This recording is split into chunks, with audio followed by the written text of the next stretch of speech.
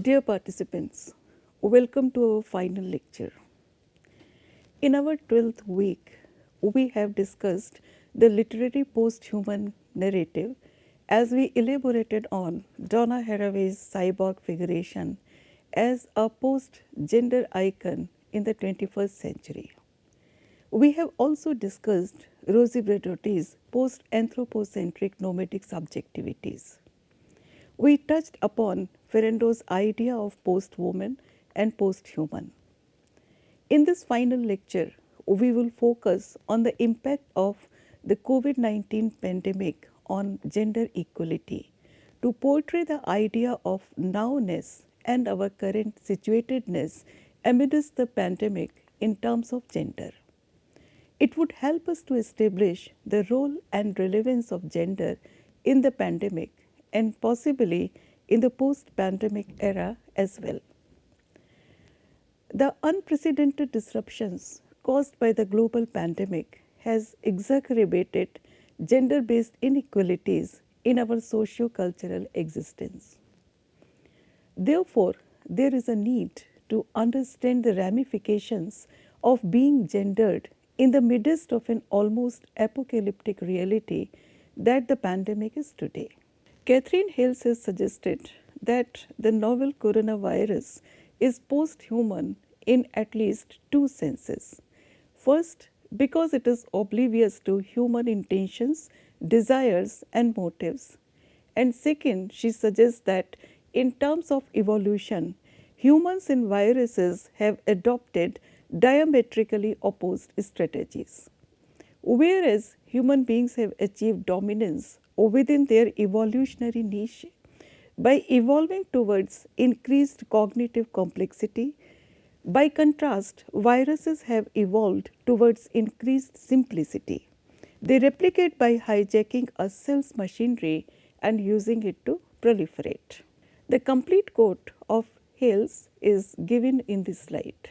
While noting Hales' remarkable theorization on the post-human functioning of the virus, we see that along with all other shared vulnerabilities experienced by humans in a global pandemic, gendering has become a prime concern.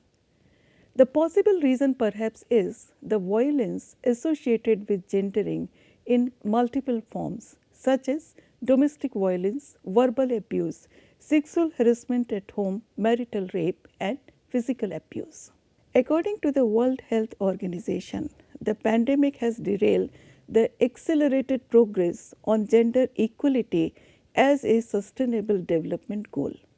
The gendered impact of the pandemic includes sex disaggregated statistics on COVID-19 fatalities, the gendered economic and social impacts of the pandemic, domestic violence against girls and women, loss of employment, especially for women in urban and rural centers, difficulties faced by poor migrant women and women from marginalized racial and ethnic groups.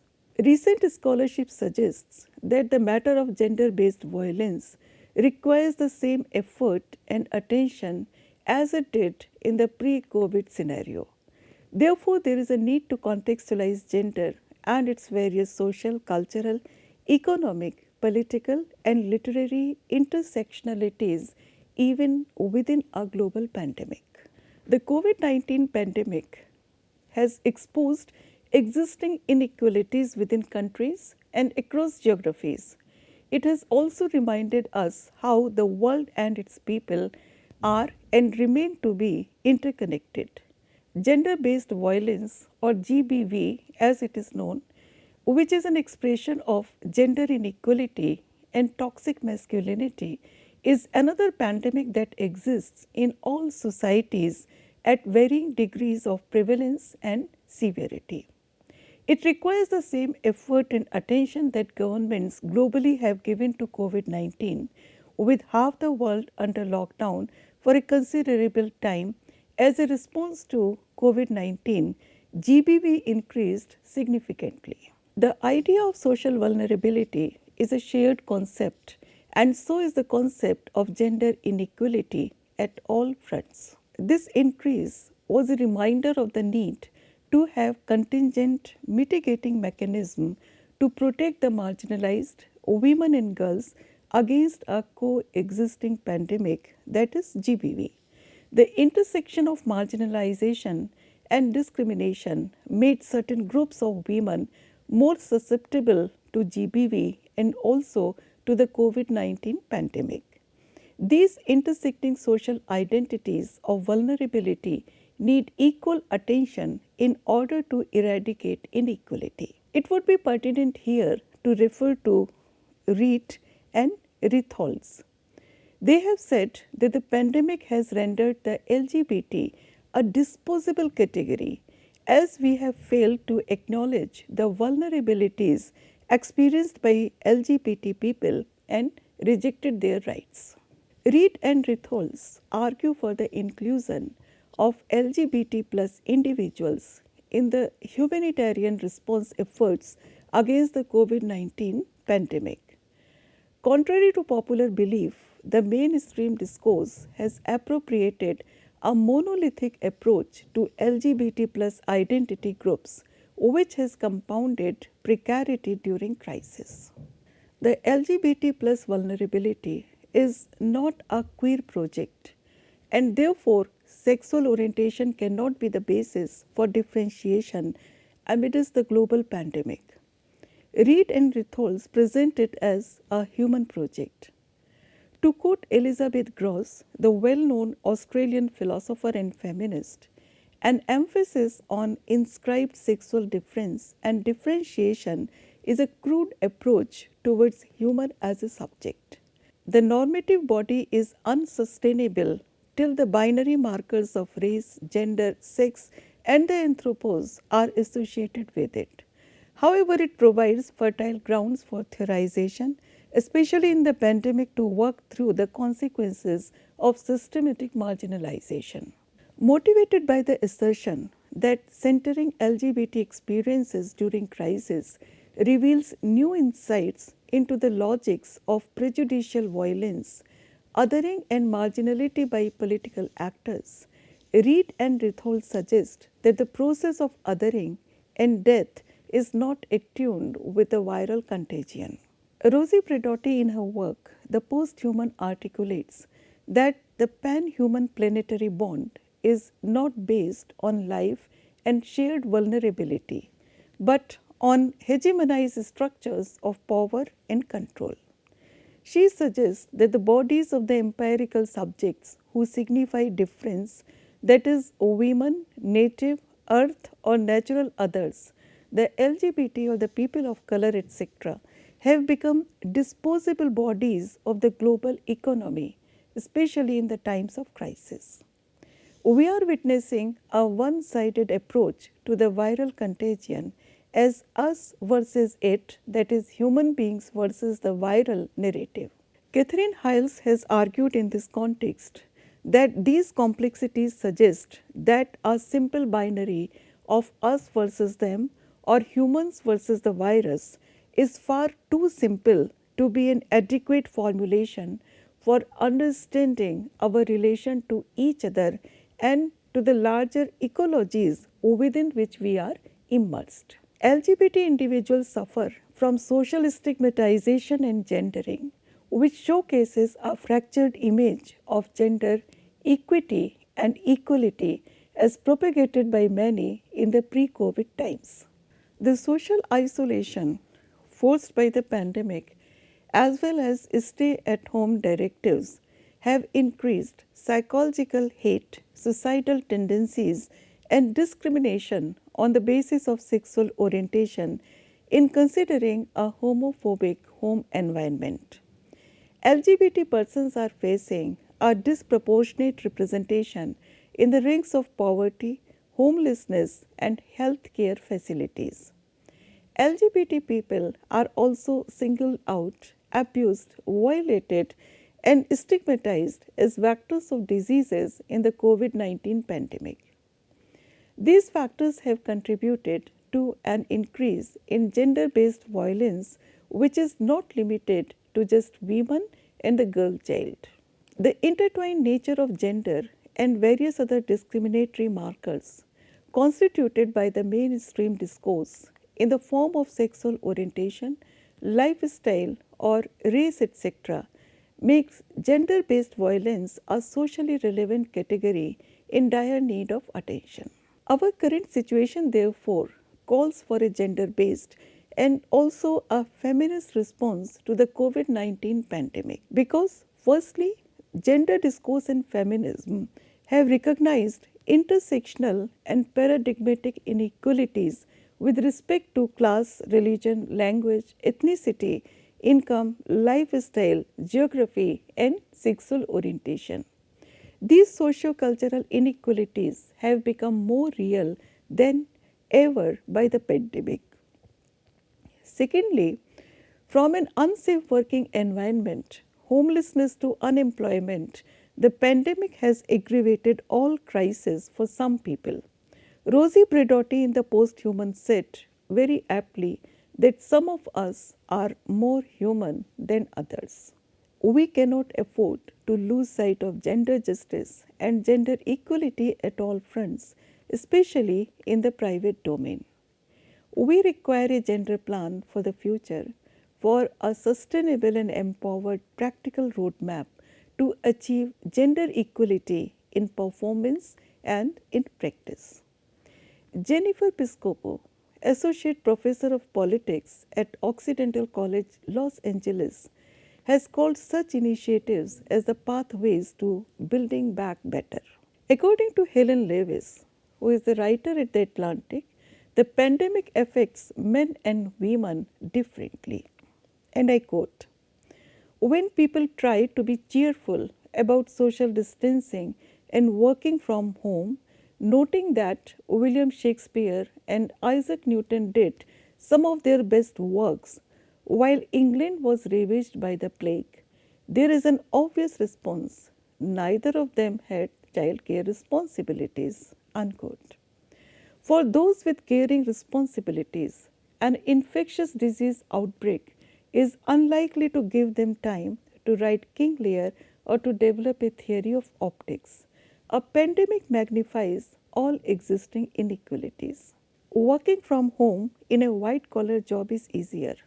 Self-isolation is less taxing in a spacious house than a cramped apartment. It is a privilege not enjoyed by all. Recent scholarship suggests that academic productivity is regulated by gender, race, and parenthood, especially in the fields of medicine, science, and technology. As the pandemic magnifies gender inequalities, women continue to be self-sacrificing and suffer disproportionately. There is a digital divide, income divide, increased workload that are further amplified in conflicts, domestic abuse, and violence. However, we are yet to produce a holistic picture of the ramifications of gender-based violence due to COVID-19 pandemic. As we are speaking through the pandemic, it is not yet an afterthought. According to Miguel Acosta, the medico-legal study of gender-based violence under lockdown evolves in two phases. During lockdown, with the increase in all its forms, that is physical, psychological and sexual, and after lockdown, focusing on fatality risk assessment which increases due to perceived loss of control on the part of the perpetrator. Relationship Manager by Falguni Thakur, Listen to Her by Nandita Das, Day After Day by Hubert Davis are some of the recent critically acclaimed short films on gender-based violence during the COVID-19 pandemic and the lockdown, cinematically depicting the above mentioned. Let us watch an excerpt from the short film Day After Day by Hubert Davis, an Oscar-nominated director, speaking directly to men and women being perpetrators and victims of gender-based violence in lockdown. David presents a live picture of men who are using or are at the risk of using gender-based violence as a coping mechanism, a stress response to the pandemic and the lockdown. It presents an almost alarming situation threatening our day-to-day life as an impediment on the road to gender empowerment and gender sustainability. Imagine you are trapped. Hey Tom, come say hi. Day after day. No way out. No release. No words. You can't get me. I'm gonna get you. Oh. Day after day. Just a growing sense of worthlessness. Do you want to try a hand one? I can teach you how to do the dog one. An all-consuming shame. Day after day. I was just asking you. I'm trying to upset. Well, what am I supposed to do if he's not listening? No, because you don't do anything to baby him. You don't bully your You own treat him like child. a baby. Are you insane? Is it okay? It's fine. Just for a moment, imagine you are trapped. Yeah.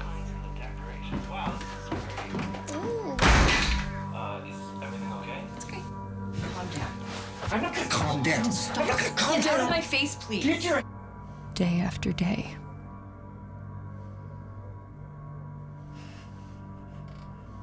No way out. Oh, come on! It's okay. No, it's not okay. He broke the vase. Okay, go get a broom. I'll take care of this. I'll take care of him. You get the broom. Just go in. I can't take this anymore. No release. No words. I am the one that's listening to you. Do you hear what I'm saying? Don't cover your face. Don't cover your face. Don't cover your face. Day after day.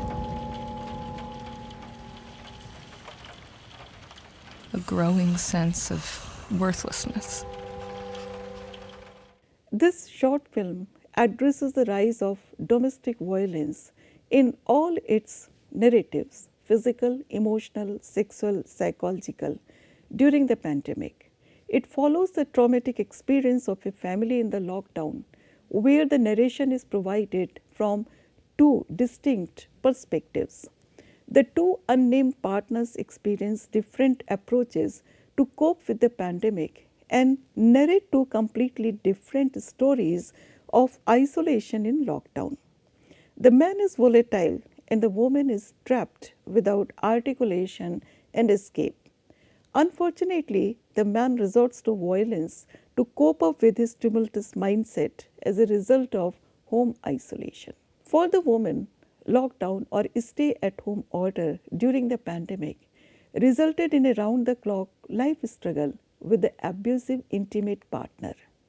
The short film also extends its narrative to toxic hegemonic masculinity, which we have discussed in our previous discussions on men's and masculinity studies. The vulnerability experienced by an individual is aggravated due to two determinants. Firstly, because of the contagion, and secondly, by the violence exhibited in relation to the intimate partner. Posthuman scholarship suggests that anthropocentric discourses intertwined with the notion of power over the other leads to inhuman violence. In considering the posthuman ethics of the 21st century, we will always write the question of the woman, even in cyborg form, to problematize the idea of phallocentrism, anthropocentrism, and biopolitics of control over the female body. The pandemic has complicated human relationality with violence and vulnerability. Day after day is a testament to our current lived realities and for some, an everyday struggle.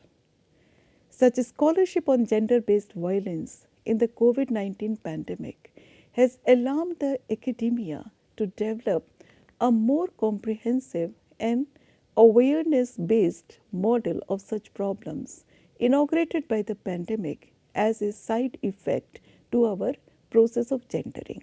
The End of October by Lawrence Wright, The Pull of the Stars by Emma Dongay, The Pandemic Century by Mark Honingsbaum, The Dog Stars by Peter Heller, In a Perfect World by Laura Kay are few of the recent novels on pandemic and apocalyptic outbreaks of diseases. Posthuman scholarship has embraced this genre to showcase inequalities with respect to gender. Pandemic literature has offered us to answer the existential question: what does it mean to be a human? And does gender really matter in such unprecedented times and realities? This question is answered in the following video excerpt from Wilson Center Now. In this video, Anya Prasad, Senior Associate, Albright Stonebridge Group, Brazil Institute, explains the phrase gender-based violence. So gender-based violence is, as you say, a catch-all term, if you will, that describes a number of different types of violence. And these types of violence are often interlocking. The most common that we usually think of would be sexual and physical violence. So when you think of domestic abuse, that's what you think of. But it can also be psychological, such as coercion or verbal abuse. It could be economic. For example, restricting a woman's access to financial resources or denying a girl access to education. And it's also important to think about institutional violence or the structural subordination and discrimination that women face within societies. I am not totally naive about this topic, but I will have to say, in preparing to speak with you and looking at some of the statistical data, this jumped out to me with such stunning, alarming clarity that the most dangerous place for a woman to be on planet Earth is in her home. Yes, so we know from data from the World Health Organization and other organizations as well that 1 in 4 women experiences domestic violence or intimate partner violence in her life. So it is a very real problem for many women around the world. This is not something in the abstract. This is something that women confront every single day. Anya Prasad marks the urgency to address the issue as she states that GBV affects 1 out of 4 women around the globe. There is a need to prioritize safety even at home. The COVID-19 pandemic has worsened our human situatedness, doubly subjugating the discourse of gender. According to Hales, notwithstanding its devastating effects, the pandemic invites us to think new thoughts, try out novel ideas, and suggest formulations that can lead to better futures for us and for the more than human organisms with which we share the planet. Therefore, in considering life and death amidst the pandemic, we need to make space for gender equality to promote sustenance and empower all genders. Thus, we need to still contextualize gender even in the 21st century and in the pandemic as a pedagogical tool to situate our human experience as opposed to gendered beings. As we develop a comprehensive understanding of gender as a discourse, performance, theory and practice, we take a step towards gender empowerment, sustainability and equity in a better future. Hence, a revisioning of the genealogy of gender at every step will enable us to contextualize gender. Now let us briefly sum up our journey starting from week 1 and the various theoretical junctures presented in producing a discursive assessment of gender as a category, pedagogy, theory and practice. In the opening week, we analyzed and outlined how the concept of gender has evolved and advanced over the past 50 years as a distinct discursive category. We looked at the precursors who shaped the field of gender studies, including Christine de Pizan, Mary Wollstonecraft, Virginia Woolf, and Simone de Beauvoir. We situated how the early feminist movement intersects with contemporary gender theory. In our discussion of Simone de Beauvoir, we analyzed her key texts and essays, including the 1947 publication The Ethics of Ambiguity and the 1949 work The Second Sex. Her contributions to the theories of gender were thoroughly discussed with the help of her key terms like situation, facticity, and ambiguity. Both the volumes of The Second Sex were systematically debated and discussed to understand the foundational place in today's gender theories. In week 2, we explicated the idea of intersectionality and its relevance in gender theory to contextualize the lived experiences of women intertwined with class, race, and sexual orientations. By exploring the impact of race and gender relations with the help of critics like Kimberly Crenshaw, Bell Hooks, and Audre Lorde, we looked at the various facets of day-to-day life that are intertwined with each other. These critical writers reflected on gender, race, and sexuality and paved the way for the domain of queer theory. Through a variety of select texts, we looked at different controlling images of Black womanhood, including the mammy, Black matriarch, and welfare mother. Then we looked at the concept of gender blurring in the writings of Toni Morrison in week 3. We discussed Morrison's major novels such as Beloved, Sula, and The Bluest Eye. Nancy Shortraw's social psychoanalytic theory was influential in discussing how gender hierarchies were produced, reproduced, and possibly changed due to socio-cultural and economic shifts. Her idea that cultural products impact sexuality is further taken up by Teresa de Lauretis. We discussed de Lauretis' essay, Technologies of Gender in detail to examine the construction of gender as a product of various social technologies. In week 4, we moved into the field of queer theory.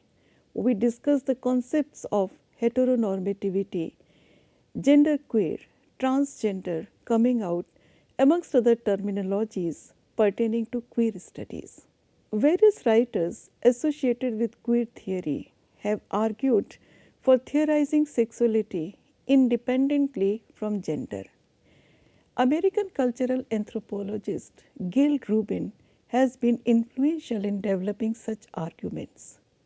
We have thoroughly discussed her significant essays, including the 1975 essay The Traffic in Women and the 1984 essay Thinking Sex, to show how she helped to shape the trajectory of gender studies since the 1970s. American critic Eve Sedgwick also changed how people think about sex and sexuality, moving away from the essentialist position that has also been questioned by Rubin.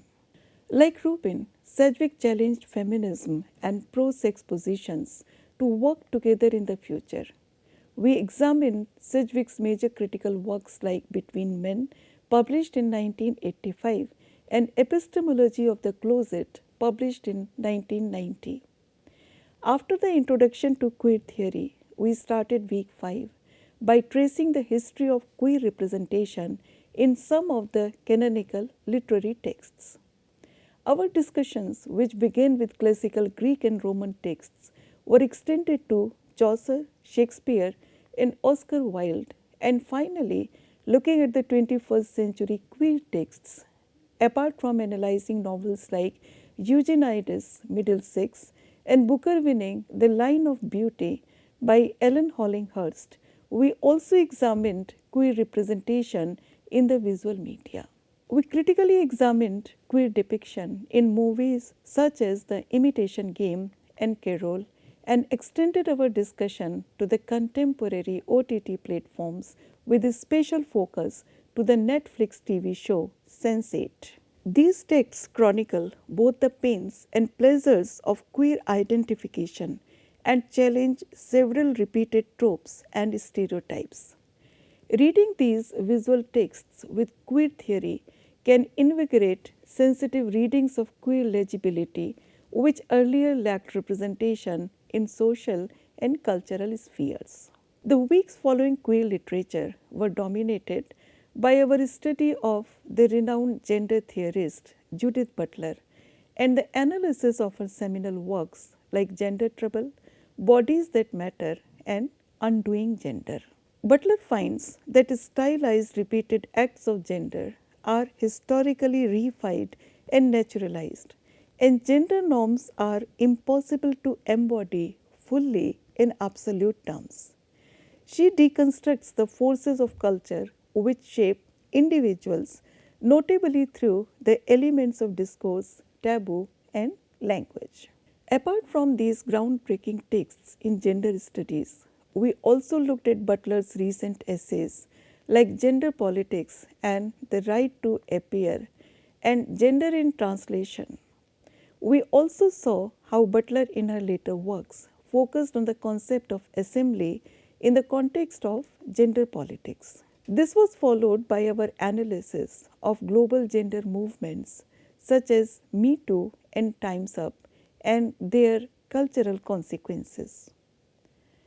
Further, in week 9, we elaborated on contemporary masculinities and the recent developments in the field of men's and masculinity studies as we discussed R.W. Connell, Chris Beasley, Tal Peretz, and others. Men's and masculinities studies have evolved as a separate field of inquiry in recent scholarship.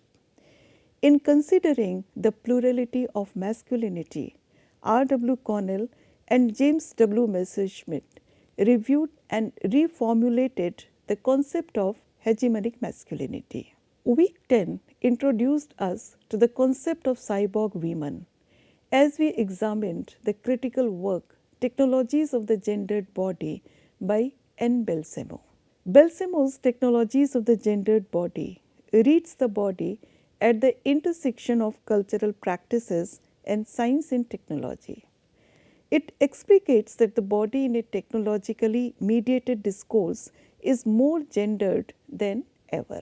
We analyze the feminist cultural studies in science and technology in the following week, where we introduced the biopolitical narrative of the gendered body through the writings of Jemima Repo, Donna Haraway, and Margaret Atwood.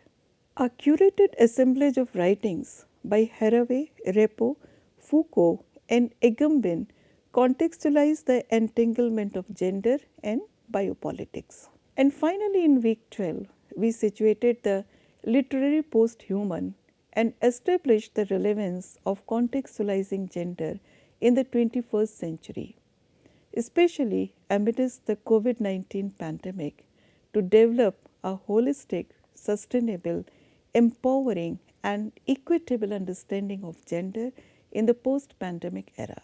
The 21st century marks the posthuman age and incorporates multiple approaches and a plurality of voices that have gained foothold in the area of gender, sexuality, and feminist studies. Situating the functions of gender and feminism in posthumanism allows us to make sense of our posthuman becomings. Gender is a term that ignites heated discussions and conversations at various levels. The goal of this course on contextualizing gender is to identify how gender is constructed through cultural practices and to expose the traditional notions that revolve around gender, sexuality, and sexual orientations. Multidimensional understandings of gender can deconstruct the dominant forms of femininity and masculinity. This knowledge is valuable as it highlights a clear urgency for an educational drive which will explore a broad range of issues concerning gender. It will also pave the way for inclusive approaches to international conversations about gender in order to move people towards gender equality. I hope that our journey together has been meaningful to you. I have thoroughly enjoyed it at every step. I can be approached for any further query through mail. I wish you all the very best in all your endeavors. Thank you.